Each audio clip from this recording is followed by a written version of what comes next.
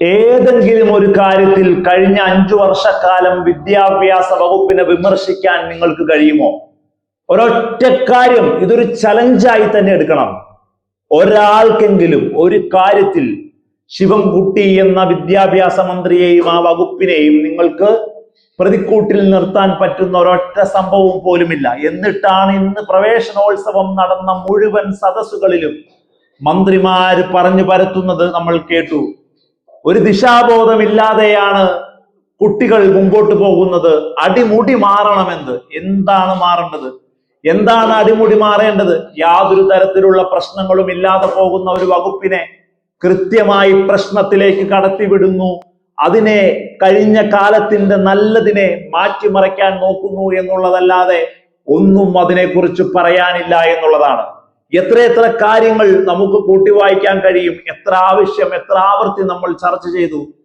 KSRTC വകുപ്പിനെ ഈ ദേശീയ തലത്തിൽ ചർച്ചയാക്കുമ്പോൾ KSRTC സിക്കിലാണെന്ന് പറഞ്ഞ ഗതാഗത മന്ത്രി CP ജോണിനെ വലിയ രീതിയിലുള്ള സ്വയം പര്യാപ്തതയില്ലാതെ പ്രതിസന്ധിയിലേക്ക് നമ്മൾ ഏത് നിമിഷവും പോകേണ്ടി വരുമെന്ന് പറഞ്ഞ വൈദ്യുതി മന്ത്രി സണ്ണി ജോസഫിനെ, ഇങ്ങനെ എത്രയെത്ര കാര്യങ്ങൾ നമ്മൾ കണ്ടു. ഒരു പ്രജുഡിസ് മൈൻഡോട് കൂടി ശുഭാപ്തി വിശ്വാസം നമുക്ക് തരാത്ത മുൻവിധികൾ ഹാൻഡ് ഹോൾഡ് ചെയ്യുന്ന മന്ത്രിമാർ. എന്നിട്ട് ഇന്ന് വിദ്യാഭ്യാസ മന്ത്രി ഷംസുദ്ദീൻ അടക്കം, മുഖ്യമന്ത്രി അടക്കം ആരെല്ലാം പറഞ്ഞോ അവരെല്ലാവരും, AP അനിൽകുമാർ അടക്കം വിവിധ സംസ്ഥാനത്തിന്റെ വിവിധ ജില്ലകളിൽ പ്രവേശനോത്സവത്തിൽ പങ്കെടുത്തവർ മുഴുവനും കഴിഞ്ഞ കാല വിദ്യാഭ്യാസ വകുപ്പിന്റെ നല്ല ചെയ്തികളെ മുഴുവൻ ഇരുട്ടിലേക്ക് തള്ളിവിടുന്നത് കണ്ടു എന്നുള്ളതാണ്.